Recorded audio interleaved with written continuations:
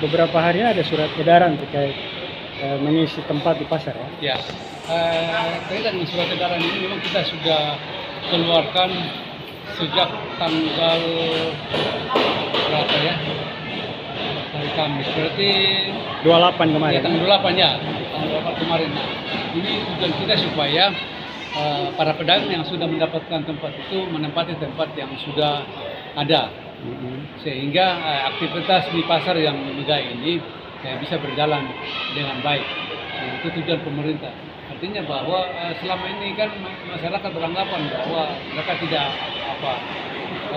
beraktivitas dengan nyaman. Nah, saat ini pemerintah sudah siapkan tempat yang sudah bagus untuk mereka beraktivitas, sehingga itu yang kita ambil langkah.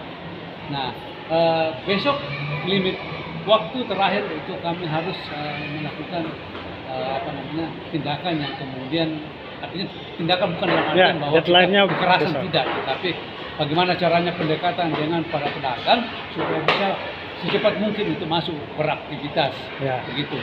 Apabila mereka membangkang bagaimana? Nah, ini yang kemudian secara aturan sebenarnya memang harus kita lakukan, tetapi sebagai pemerintah tentu kita juga harus membijaksanai semua, bukan berarti bahwa kita melanggar apa yang kemudian kita buat, tetapi semata-mata bahwa kita ini masyarakat bisa menata dulu tempatnya ini. Ya, deadline itu supaya apa ada sanksi kalau mereka membangkang? Ya, sudah pasti akan kita berikan sanksi sesuai dengan mekanisme yang berlaku. Ini semua ada berapa tempat Pak? Dari bawah sampai atas? Kalau khusus untuk kios ini itu ada 100. Seluruhnya Pak, seluruhnya? Ya, kalau secara menyeluruh ada 200. Dari lantai 4 sampai? Tidak, lantai 4, lantai 3 ada sebanyak 200 ruang dagang. Sementara yang untuk pasar untuk meja batu itu ada 616. Nah, untuk emperan itu ada sebanyak 204 kalau saya tidak salah. Itu. Berarti berapa keseluruhan? 200 1014. Ini sudah terisi semua? Sudah terisi semua. Nah, terkait dengan ada yang mengatakan belum dapat tempat dan lain sebagainya, ini seperti apa? Nah, kaitan dengan mereka yang belum dapat tempat, tentu pemerintah juga akan mencari solusi. Makanya kita ingin masyarakat tidak boleh terlalu merasa berkecil hati.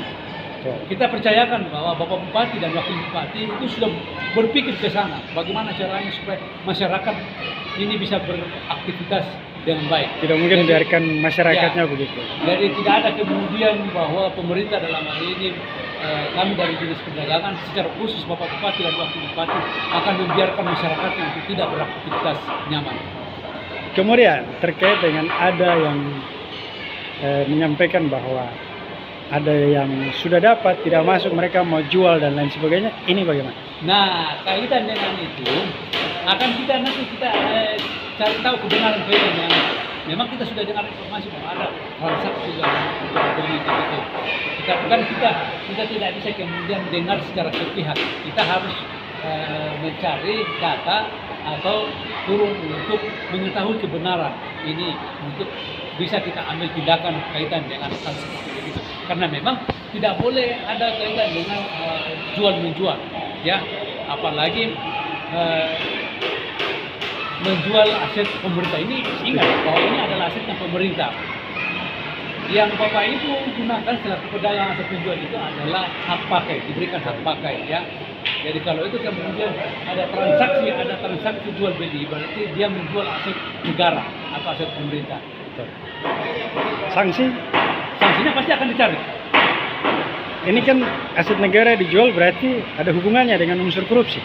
Ya, sudah pasti. Gratifikasi. Ya, sudah pasti. Berarti karena itu asetnya negara.